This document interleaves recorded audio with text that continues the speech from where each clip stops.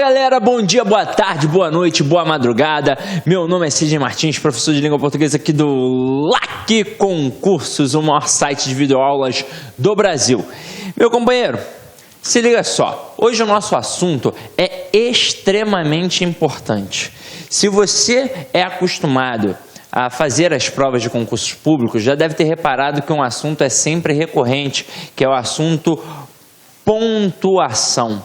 Agora, algumas coisas precisam ficar claras para que essa aula possa transcorrer normalmente. E aí eu vou trabalhar alguns aspectos com você já no iniciozinho para que você não tenha problema.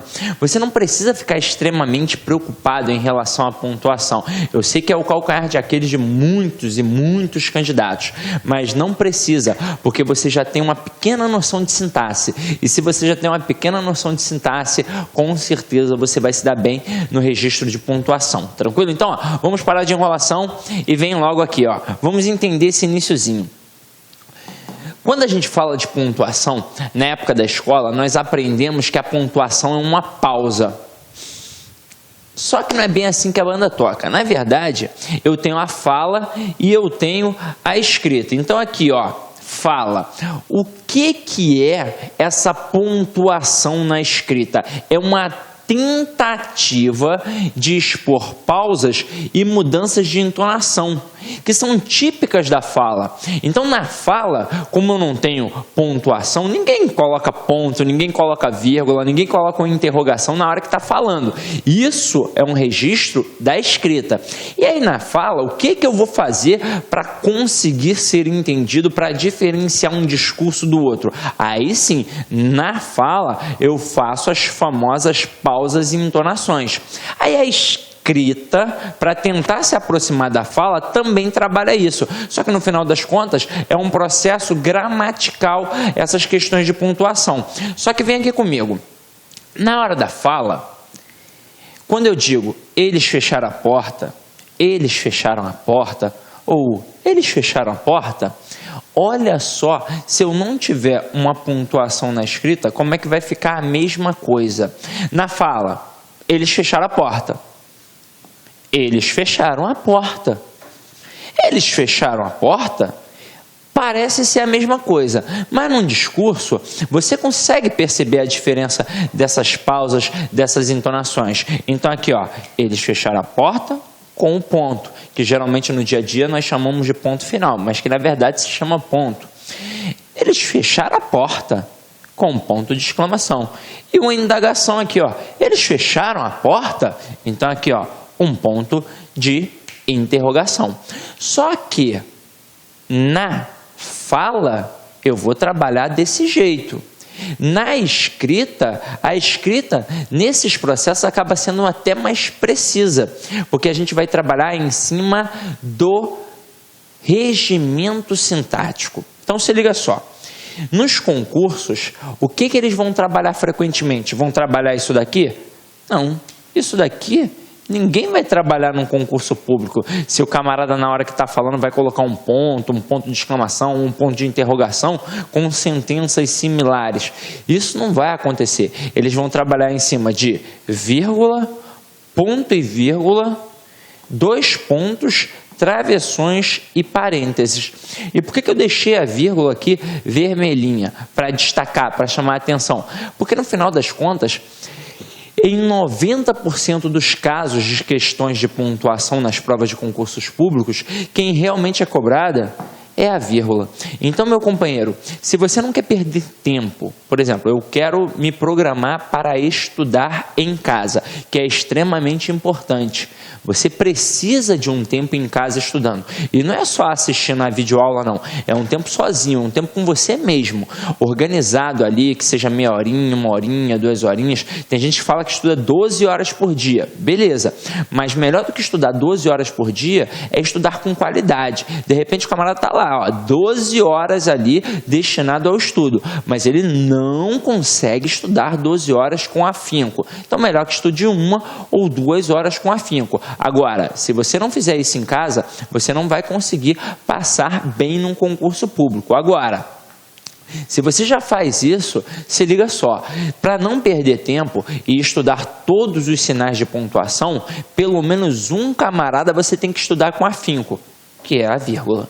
Então estude bem a vírgula e agora nós vamos entender como é que esse sinal aí de pontuação tão importante funciona nas provas e na vida. Se liga aqui, ó. Deixa eu apagar aqui para não te atrapalhar. Com certeza você vai lembrar da aulinha de predicação que nós trabalhamos e de algumas outras aulas que eu mencionei o sistema SVC, que é sujeito, verbo e complemento, ou seja, a ordem direta da nossa língua portuguesa. Na verdade, é o sistema linguístico da nossa língua portuguesa, em que eu tenho um sujeito, verbo e complemento. Eu posso até ter inversões nesse processo, mas o natural é a ordem direta, em que primeiro vem o sujeito, depois vem o verbo e depois vem o complemento. E por que isso é uma ordem natural? Porque quando nós começamos a falar, estávamos naquele processo de aquisição da linguagem, nós mesmos, enquanto crianças, produzíamos sujeito, verbo e complemento, para facilitar a compreensão. Tanto é que isso é importante na aula de redação. Se você está produzindo um texto, todo professor de redação fala para você produzir o seu período em ordem direta. Significa que está errado produzir um período em ordem indireta? Não, não está errado. Agora, com certeza vai dificultar a compreensão da pessoa que está lendo. E se num concurso público o avaliador da redação está corrigindo 500, 1.000, 2.000, 3.000 redações e ele tem uma dificuldade de compreensão, é óbvio que ele não vai parar e vai ficar olhando de novo, lendo e relendo para poder compreender. Ele vai assinalar lá um erro de coesão e coerência e você estará ferrado. Então, o que você precisa? Produzir na ordem direta, sujeito, verbo e complementos. Então, se liga só, essa vírgula, normalmente ela é utilizada para quê? Para marcar essas rupturas desse sistema de ordem direta, do sujeito, do verbo e do complemento. Então se liga aqui, ó. Não há vírgula, exceto para marcar elementos intercalados. Como assim, Sidney? Eu tenho aqui, ó, o sujeito, o verbo e o complemento. Nosso famoso sistema SVC. Isso significa que eu não posso ter uma vírgula entre o sujeito e o verbo e nem posso ter uma vírgula entre o verbo e o seu complemento. Agora, se liga só no que eu vou te falar. Quando eu pego essa estrutura aqui, eu posso ter elementos no meio dela.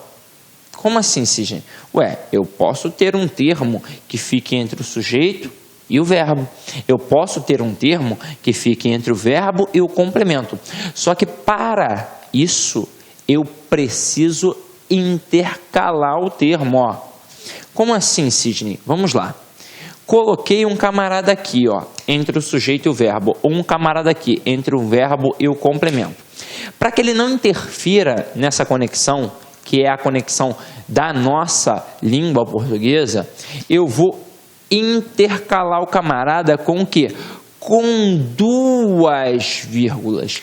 Geralmente, as bancas fazem o quê? Elas colocam um termo intercalado e só colocam uma vírgula para testar a sua atenção. Se o camarada está de forma intercalada, ele precisa estar isolado entre duas vírgulas.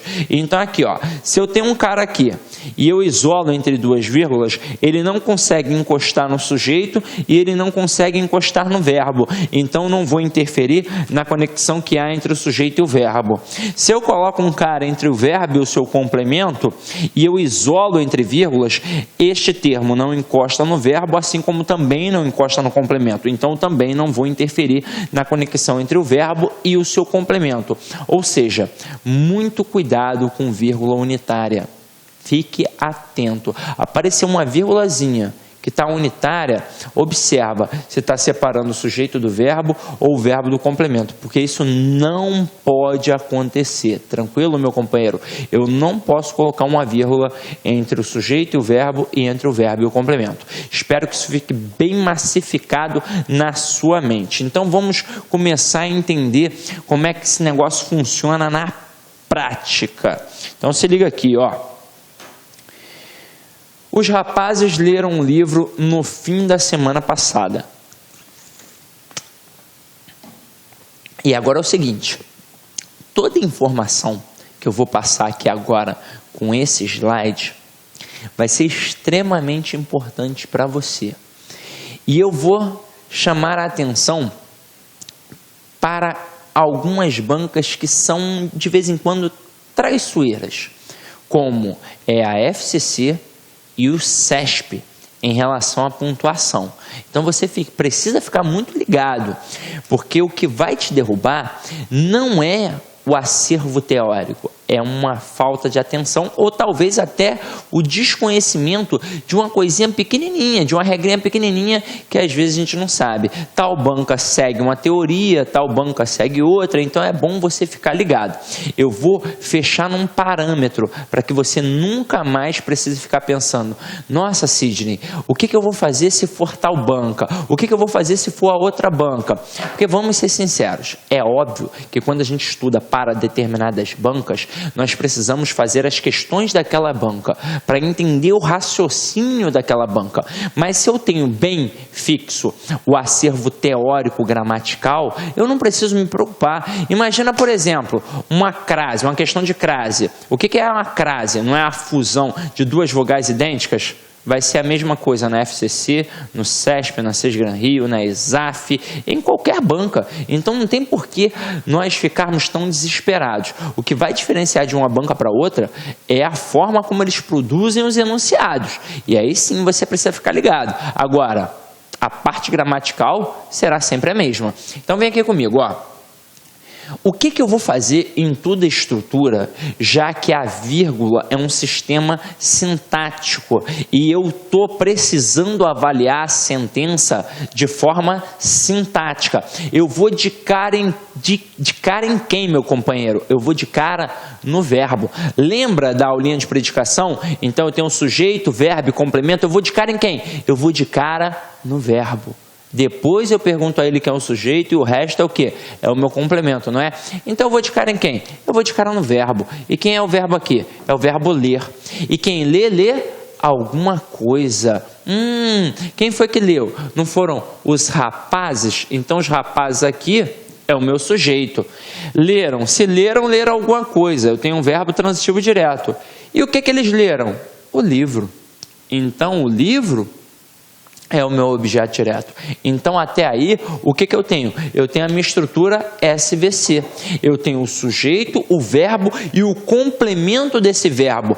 Porque o verbo ler é verbo transitivo direto. Então, que complemento ele pediu? Ele pediu um complemento sem preposição. Ou seja, ele pediu um objeto direto. Então, ó, quem lê alguma coisa. E o que foi lido? O livro. Então, aqui eu já tenho a estrutura SVC. Vou fechar aqui.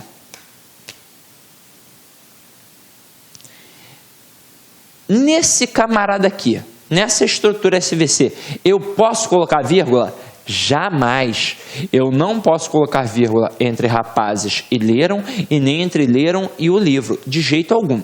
Aí veio algo a mais aqui. Na época da escola, nós aprendemos assim, ó, sujeito, verbo, objeto e os seus complementos. Na verdade, o que é os complementos para a escola, quando a professora colocava aquilo no quadro para a gente? Eram os adjuntos adverbiais. Então aqui, ó, a exigência do verbo já foi solucionada. Não precisava aparecer nada mais, mas apareceu, não apareceu? Coloquei aqui que foi no fim da semana passada. Então aqui eu tenho um adjunto adverbial de tempo.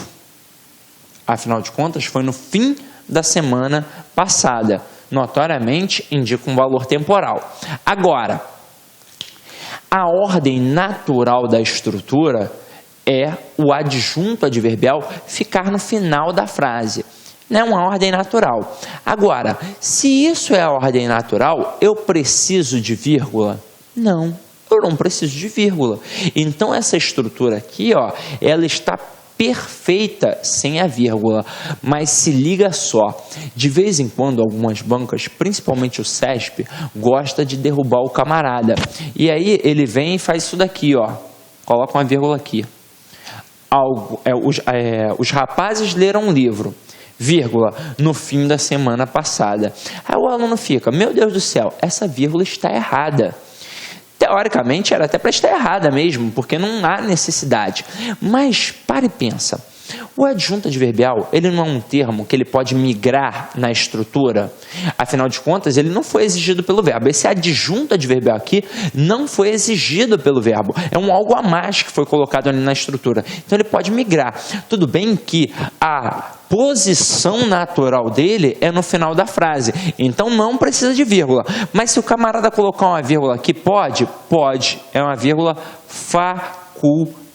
Olá, meus amigos, minhas amigas. Gostou da aula do professor? Quer continuar assistindo? Aliás, você quer fazer um curso completaço, mas completaço e super competitivo para a Polícia Militar do Estado do Ceará 2016? Então, eu convido vocês a acessar nosso site laconcurso.com.br, nosso curso completaço, inclusive com as legislações específicas, por apenas 10 mensalidades de R$20. Ó, detalhe, galera, gostou da aula? Quer pegar um material de apoio gratuitamente? Então vai lá no nosso site, acesse lá concurso, documentos, clique lá e você vai ter esse material de apoio gratuito para vocês, ok, meus amigos? Então espero você no concurso da PM Ceará 2016. Um forte abraço, tchau, tchau.